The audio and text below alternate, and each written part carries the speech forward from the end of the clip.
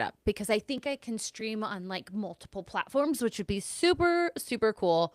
But welcome. I'm so glad you guys are here for the Mindset Mirror Mixer. We're changing the name. I want this to feel like your health happy hour. This is the place you come with your friends, with your girl, and we talk a little bit about health.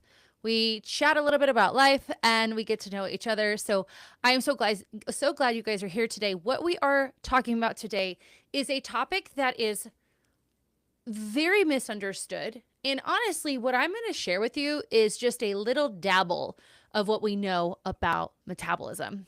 And I'm going to blow your socks off with a video. We're going to have a little watch and learn. It's a 3-minute video that you're going to watch.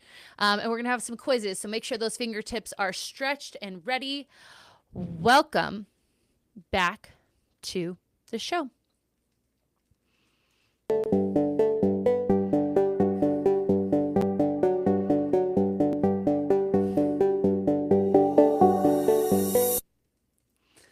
Amazing, amazing. We love a good intro. So, all right, for you guys out there, let me pull up the chat. Welcome. Let's say hi to my people. Our public chat is ready. Okay, I'm going to have some questions for you, and I want you to answer in the chat. You're going to answer A, B, C, or D. Okay, are you guys ready? Don't worry, there is no grade after this. Okay, so question number 1 is, if your metabolism slows down, what is the most common reason? A, your body is broken. B, age automatically ruins metabolism. C, long periods of dieting or under eating. Or D, genetics. Answer 1, throw it in the chat for me. We're going to have 3 questions for you. We love a mixer. Okay. While you're doing that, I am going to make sure we move into, hold on, let me make sure. Got it. C. There we go. Okay. We got a C. So again, your body is broken. Age automatically ruins your metabolism. Long periods of dieting and under eating. And genetics. Perfect. Yay! You both got it right. All right. Correct answer is C. Long periods of dieting and under eating. Okay. Number 2. Which burns the most calories when it comes to your metabolism? So metabolic health is really about burning calories. So which of these things that I'm going to talk about burns the most calories? Ready? A, exercise. B, digestion of food. C, basic bodily functions. Or D, drinking water. Which one do we think it is? So A, exercise. B, digestion of food. C, basic body functions. Or D, drinking water.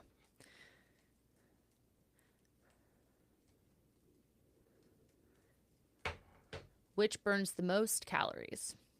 This is my favorite one to talk to people about, so I really wanted to put it in here, and we're gonna dive into all of the things.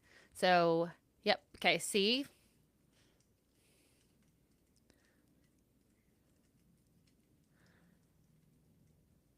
I should have probably made the answers a different letter, huh?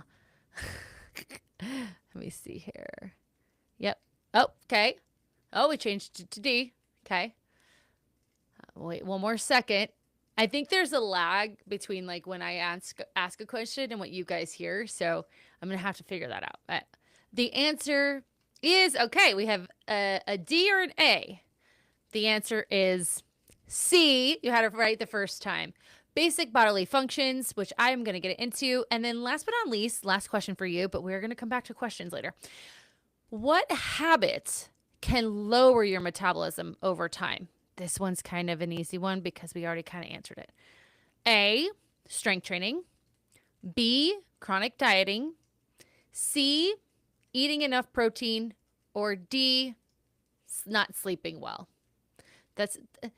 I made it really easy on you guys. So I'm just going to assume that everyone's going to answer that correctly because we kind of already asked it, right? But they might seem like silly questions and very easy questions for y'all to answer, which makes me very happy because that means that you're following along with the podcast and the social media. But for a lot of people, and I work mainly with women, they truly believe that their metabolism is broken. They believe that something metabolically is wrong with them. And the truth about your metabolism is actually incredibly adaptable. And also, oftentimes, more than not, it is not about a broken metabolism. It is actually about your relationship with food and some of the methods that we use to understand our food that are the actual issue. So let's break up metabolism for y'all. Okay. So metabolism has 4 parts to it. So metabolism is the amount of energy your body burns on a given day, right? And there are functions of how we use that energy. So the first one, as you guys all answered, B, prolonged dieting. Yep, absolutely. The first one that you got right, or that I asked in the question was your basal metabolic rate. So your basal metabolic rate is what your body needs to keep you alive. And in a very morbid way to explain it, we call it coma calories. These are calories that if someone was in a coma, and I know we have nurses in here, so they're probably like, that's not how it works. But in my mind, if I was in a coma, I would have a feeding tube that would provide my body with that low amount of energy, right? This amount of energy is usually a lot higher than people believe. But thinking about the fact that your body is a machine that's constantly working, and your food is the energy that we provide it to continually work. So even at rest, you are burning the majority of your calories. Upwards of 60% of the calories you burn is at rest. This is why I am always constantly talking about rest, recovery, sleep, stress management. That's all a part of your recovery system. The next one can be broken up into 2 parts, but we're going to consider it your activity. We have non-exercise activity thermogenesis, which we call NEAT. We have exercise activity thermogenesis, which we call EAT. Your non-exercise activity thermogenesis is like your girl talking with her hands. This burns more calories. So become half Italian and you'll burn more calories throughout the day.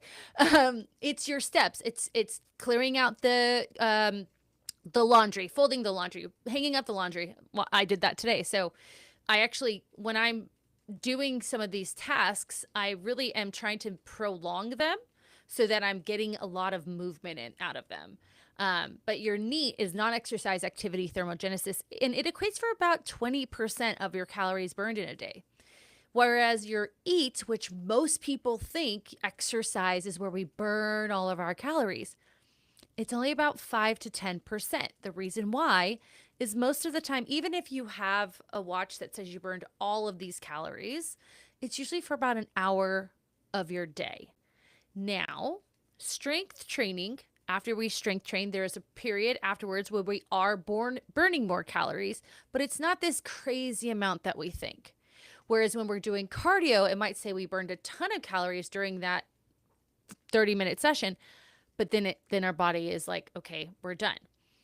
So it only equates to about 5 to 10% of your total calories burned. And this is where people get things wrong, which we'll talk about here on the flip side.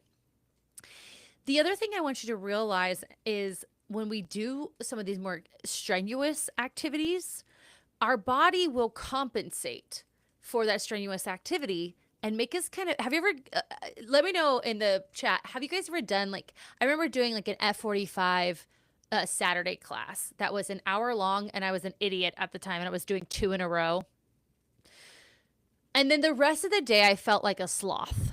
Have you guys noticed that when you do really strenuous exercise, very high intensity exercise, that you notice the rest of the day you're not as energized as maybe when you do a moderate type of strength class? Have you guys noticed that? I am, now that I'm aware of it, I notice it so much more so for example, today, actually, I hired a lifting coach and I'm working on some more Olympic style lifts. And yeah, Olympic style lifts. And it's a lot. I mean, it's like learning, it reminds me of when I learned how to snowboard. And I found myself a bit tired midday. And I know why. I'm not really changing my intake for the amount of effort I'm putting into these lifts. So Rebecca said 1000%. She 1000% recognizes that. Okay, last one. So we have your basal metabolic rate, we have your non-exercise activity, we have your exercise activity, and then we have the thermic effect of food. And this is really important. We burn calories digesting food. And this is why, you guys, we say all the time, like, ultra processed foods are not the jam, because they're easy to break down. So if you think about digesting ultra processed foods, think about it as folding the laundry, right? Or doing something, not even folding the laundry, maybe this, like sitting and moving. Like, I'm burning calories doing this, but when we consume whole foods and proteins in an animal form, to be exact, that's like doing a 45-minute strength training class in your digestive system.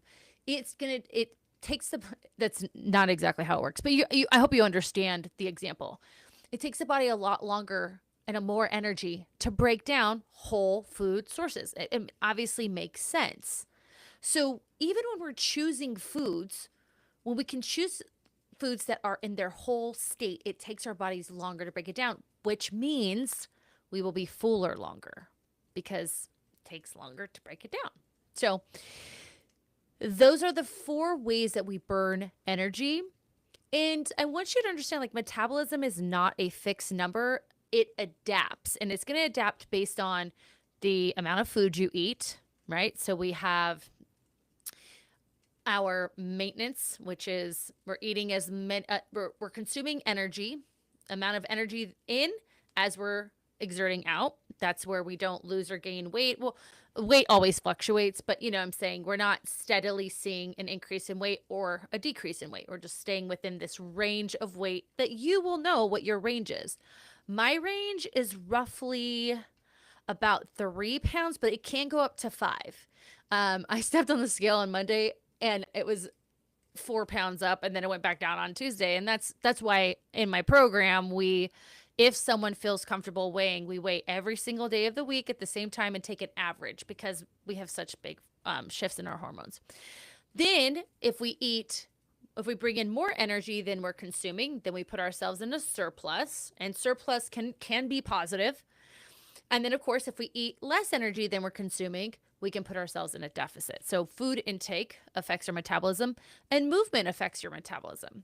Now, being sedentary it's not going to be helpful.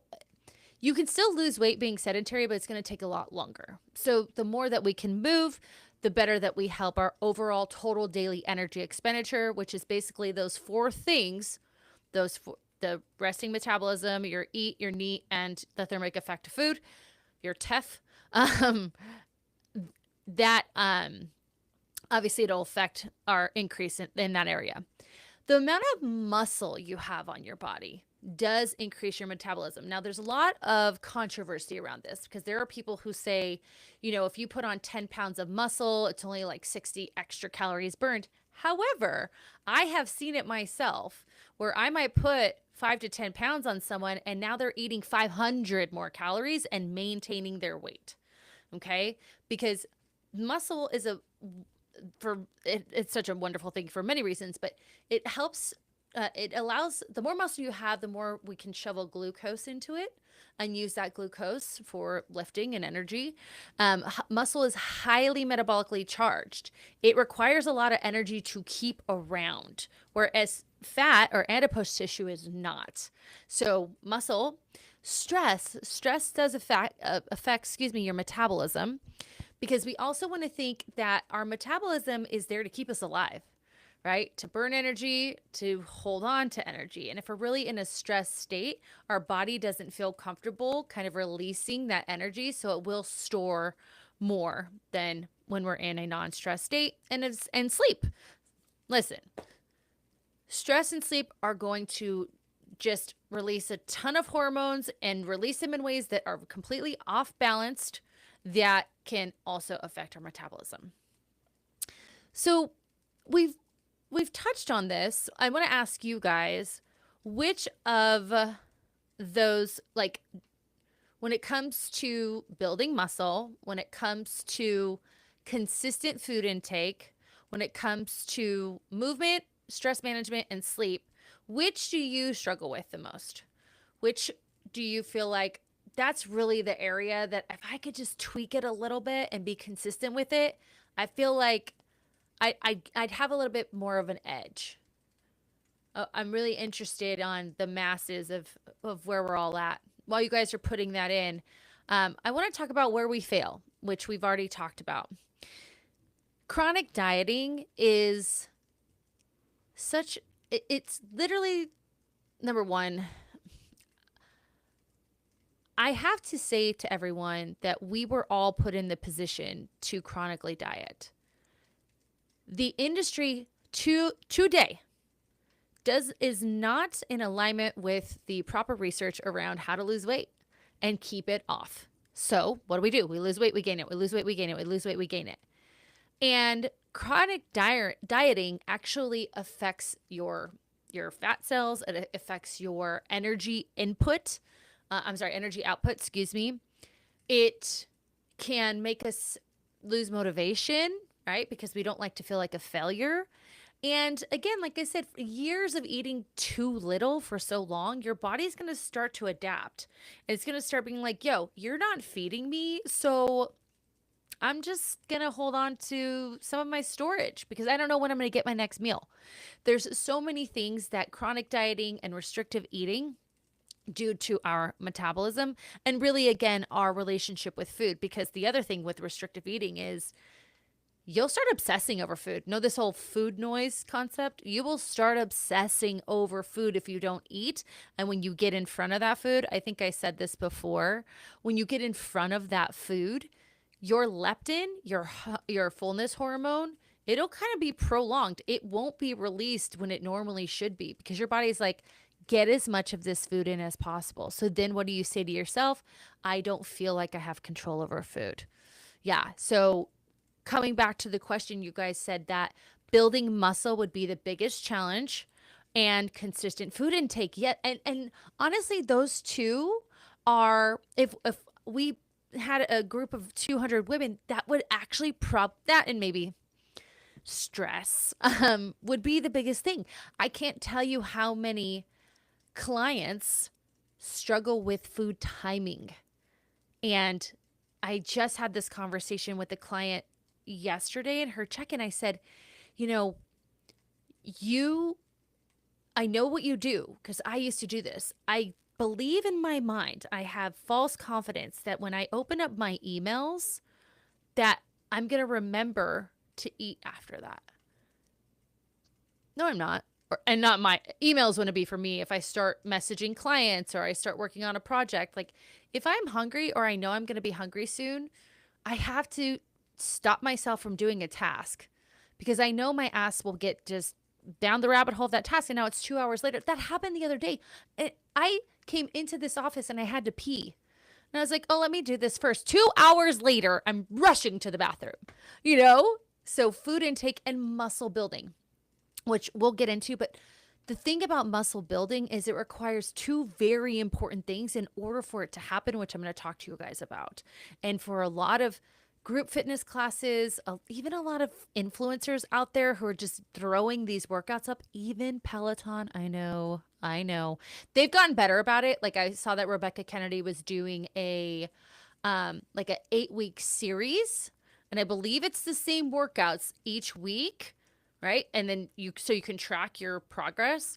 That's what we want, but I'll get back into that. So chronic dieting, number one, and losing muscle. This is why when we are using any sort of tool or we're doing it traditionally with weight loss, we want to ensure that we are maintaining as much muscle as possible.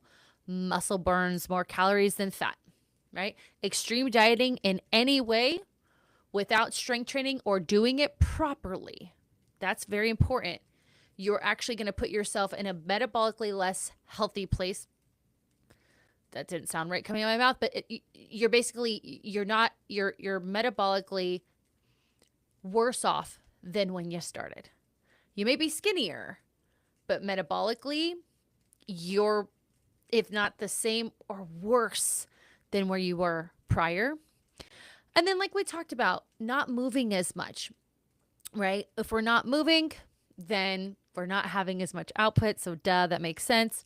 And again, your hormonal stress, poor, very high chronic stress, as I mentioned, has so many hormones involved in it that at high levels, now all of our hormones are necessary. There's no hormone that's in our body that shouldn't be there. And if there is, then that's not good. But you know what I'm saying? Like our general hormones, they're there for a reason. Like it's all part of the process. And when we are chronically stressed, obviously our cortisol is high, our serotonin is low, and then our body goes into this kind of fight or flight modes. When you are in fight or flight, you're not trying to get rid of your fat. You're not trying to even build muscle. You're just trying to survive, right? And so these are all ways that we affect our metabolism. So I'm going to play something for you guys, and I'm going to share my screen. And I want you to watch it. It's going to take 3 minutes. So I'm really interested. And then we're going to have a little something beforehand. But I want you to watch this. This woman, you may have seen this before, believed her, truly, she is an actress in the UK. She believed her metabolism was broken, but she discovered, as you'll see, something completely different. Okay, so here's the video. Grab your popcorn and let me just open this up. And here we go. I believe I must be one of those people who has a slow metabolism. I've tried every diet under the sun over the years. Nothing seems to have worked. And so I just must conclude that is because of my metabolism. We asked Debbie to have her metabolic rate checked. To me, as a complete non-scientist, I understand it to be the rate at which my body burns calories. Is that right? I think it is. You guys hear this? Debbie is put under a ventilation hood 12 hours after her last meal. The researchers can now measure how fast her body burns up calories when it's at rest.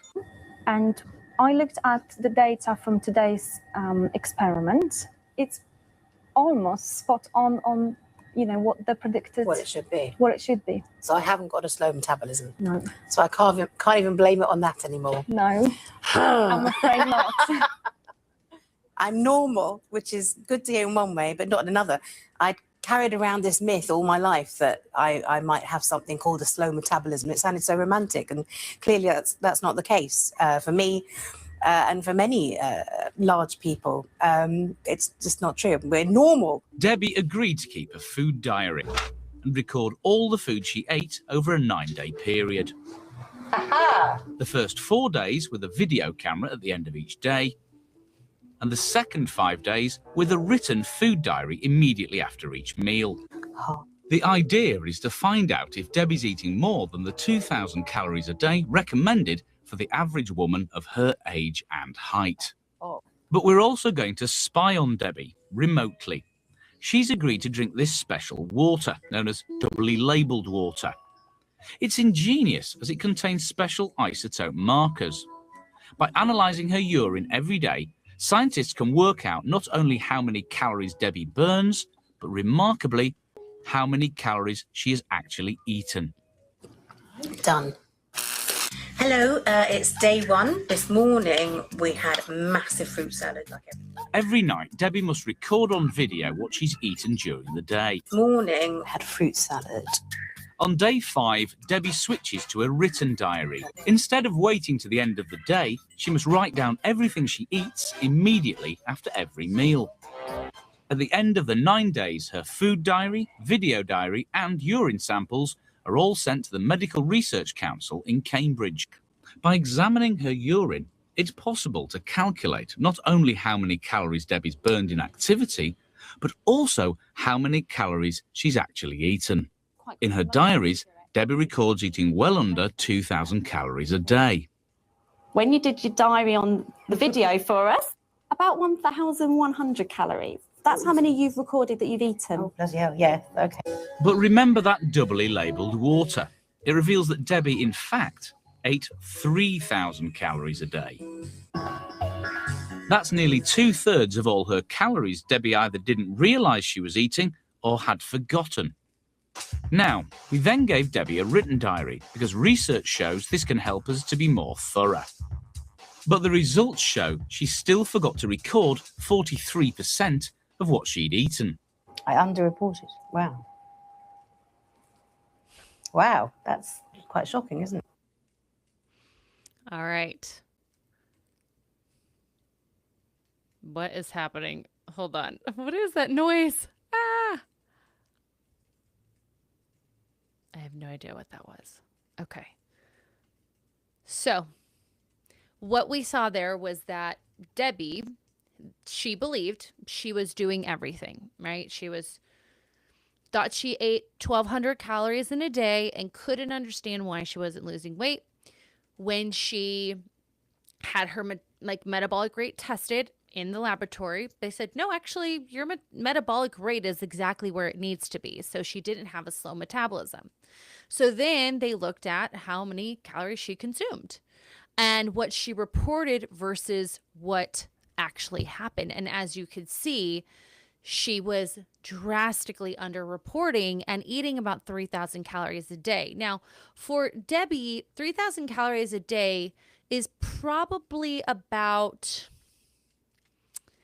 if not around her maintenance, it might be a smidge higher, but it's probably why she wasn't losing weight, because a calorie deficit would be probably in the 2,300 range for Debbie. I don't know all of her logistics, but that's just a guesstimate.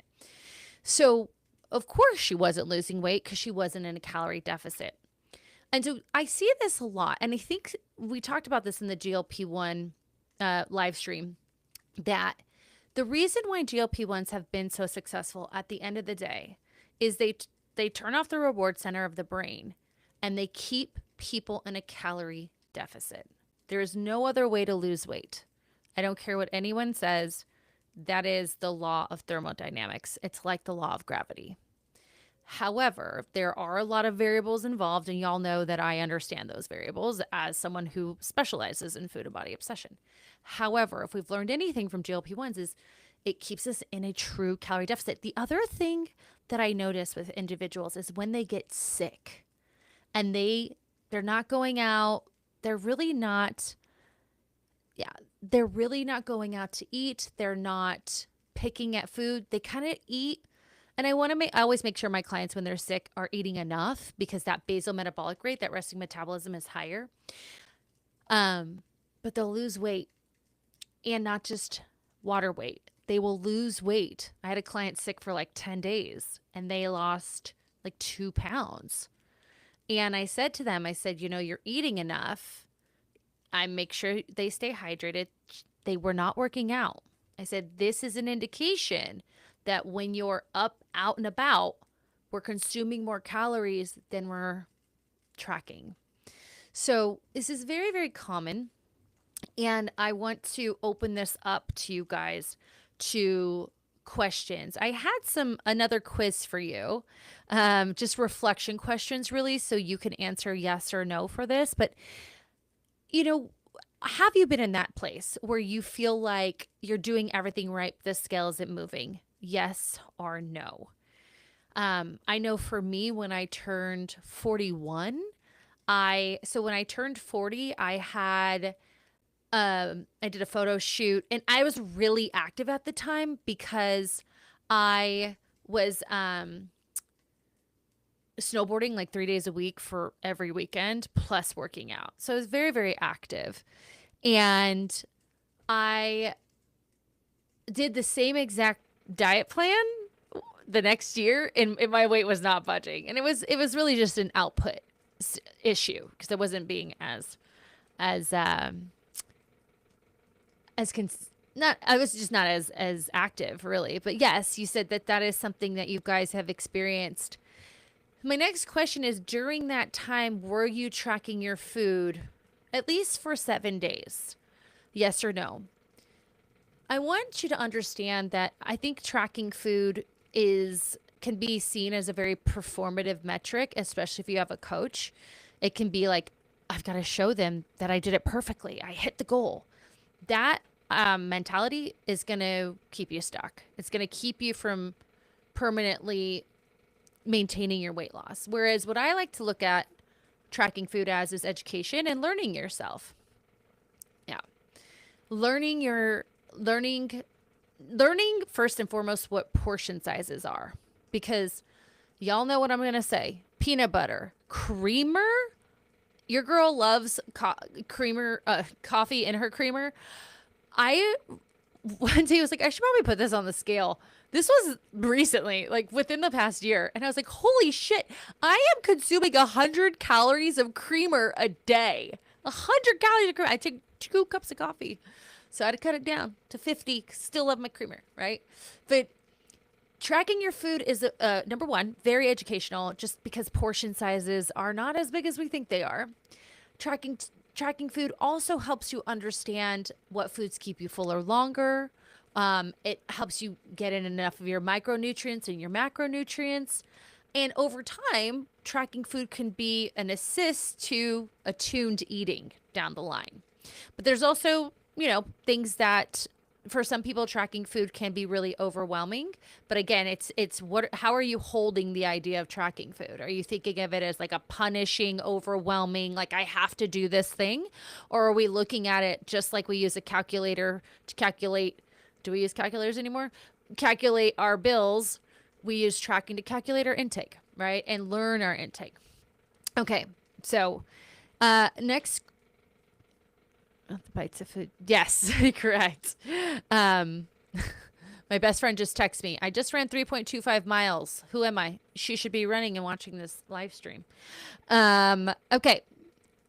Last question for you guys. When you track food, do you usually weigh it on a food scale, or do you guesstimate the portions? And you can even use like cups or tablespoons, because guesstimation, as you saw with the gal in the video, guesstimations, where usually the studies have shown that we underestimate what we eat and we overestimate how many calories we burn. And that's a lovely way to keep yourself in a calorie surplus.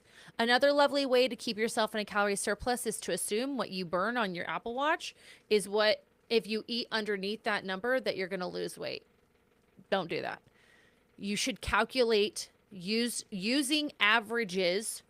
So your age, height, current weight, and the average amount of movement that you're doing on a weekly basis that you're doing right now. Not what you want to be doing, not that you used to be doing. If you're only working out 1 or 2 days a week for 30 minutes and getting 4,000 steps, we need to know that, and we calculate that in. Yeah. So good. I really hope with tracking food, weigh it, don't trust. Yeah. And that's the thing. So the answers were, I don't weigh, but I use measurements. Great. And then I weigh it because I don't trust my guess. I want to say something about that is I want you to begin to have this kind of awareness around what's on the scale and its amount. So I have my clients track in ounces or grams, and I want them to look and be like, okay, so that's 4 ounces of chicken, right? And not that you need to be this like Rain Man walking calculator around protein. However, 4 to 6 ounces of chicken is a good amount of protein. So when you go out and you're still trying to maintain your weight loss and make this a lifestyle, you can look at, what you put on your plate at the barbecue, be like, all right, that's a good amount of protein for me. I know that amount of protein keeps me satiated, keeps me full. It's going to help me with my muscle gain, because that's my goal now. I don't have to lose weight anymore because I'm doing this consistently. So to build that confidence in yourself, like really have that kind of the other thing I like to do, guys, is like if I'm grabbing something like a shredded cheese, I look at it like what it looks like in my hands, or like when right now I had some peanut butter and jelly little crackers.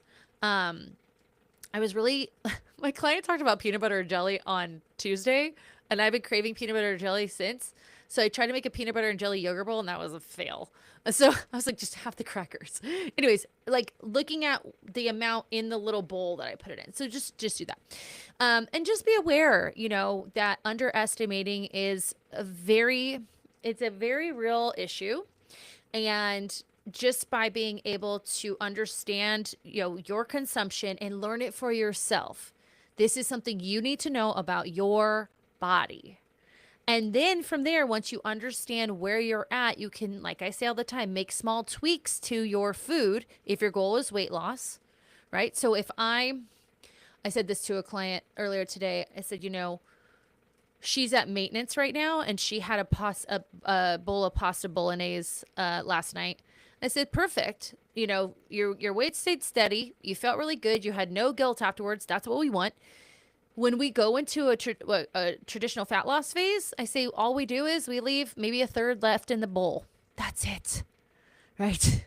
So that's what we want to do. But we also want to be aware of things like oils, butters.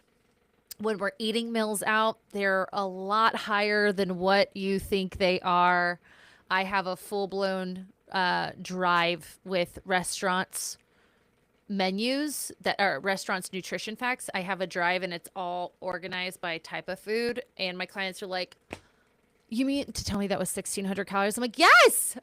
Yes, let's educate ourselves. So the reason I wanted to, again, just have this conversation is just really understanding what metabolism is, that it is adaptive, but in ways that ways that are different than what we understand. I want to make sure that I get to your questions, but it isn't a broken thing. Metabolism does exactly what it's supposed to do. It responds to our inputs, it responds to our outputs, and it's doing exactly what it's supposed to do. So it's not that it's slow or broken, I should say. It just is adapting. And that's what you want, because it should keep you alive. Okay. Question is there such thing as a slow or fast metabolism? Is there such thing as being genetically overweight or naturally thin? So yes, genetically, we have different body types. Just like some families are tall, some families are short, some families are naturally smaller. Majority of the time, and a lot of people are going to come at me with this comment, but there is epigenetics as well. So we have a lot of people whose families are genetically larger, mine being included, who are not in larger bodies. My mom will tell you that with my brother, she ate a lot of junk food when she was pregnant, and with me, she ate nothing but fruits and vegetables. And I truly believe that's why I crave, when I had my hysterectomy, they're like, do you want ice cream? Do you want like a snack? I'm like, can I have some pineapple? They're like, the fuck? Pineapple? You know? Anyway, epigenetics is probably more important than the genetic component for most things. So epigenetics is the environment, because say that we do have a family history of being in larger bodies, there's going to be an environmental component to that, because as you guys learned, like, you have these laws of thermodynamics, and unless of course there's some medical history, really the environment, the relationship with food, there's even, genetically intergenerational trauma that's passed down for people, and that, as we know, affects people differently. So, and the same is true in smaller bodies, right? There's a genetic component to it. It's all the rage right now to call obesity a disease. Again, if it's a disease that is genetically passed down, I don't know the percentage of that. However, I do know there are many people who come from the thin family, naturally thin family, and maybe are in larger bodies and vice versa. So, to me, there could be, like, for me, my mom's change in her diet, and honestly, I think all of our moms at that time started changing their diet because they were told to. That is why my eating patterns look vastly different than my brother's. We grew up in the same household, but because of the way that my mom started us off with food, it greatly changed us. So that's just my experience, but I do believe that epigenetics is a very important part of the conversation. the next question is a comment. Don't forget about the bites of food that you steal from your kids and the bites of ice creams. Yes. BLTs, bites, licks, tastes, they add up. So always remember that. Now, never on this live stream in this podcast do I want you guys to think that you have to sit there and like be perfect. Just learn.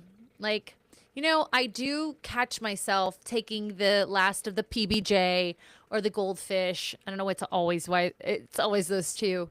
But just be aware. If I cut that out, might I see some movement on the scale if fat loss is your goal? And practice it, test it. See if it works, right? So before we all start going to, you know, an endocrinologist because our metabolism is slow, let's look at our consumption. Let's look at our behaviors. Let's look at our movement. Are we taking care of our bodies in ways where our bodies will trust us and allow us to, you know, utilize the energy we're putting in? If we have any other questions, let me check. Awesome. Well, thank you guys. I hope you found this fun little healthy happy hour. Maybe I was thinking about it today. I'll add in some little mocktails or something and bring the recipes so we can all have our little mocktail drink. I drink alcohol too, but I do love a good mocktail. And I'm excited to have you guys back next Thursday, and make sure you're following me on Instagram at Mindset of Matter Coaching and on TikTok at Mindset of Matter. And all of the topics are in my stories. And then I am going to try to put this on TikTok live because I want to start doing more lives on TikTok because that's where most of my audience lives. So love you guys. Thank you for being here. You have a wonderful weekend and we'll see you next time. Bye.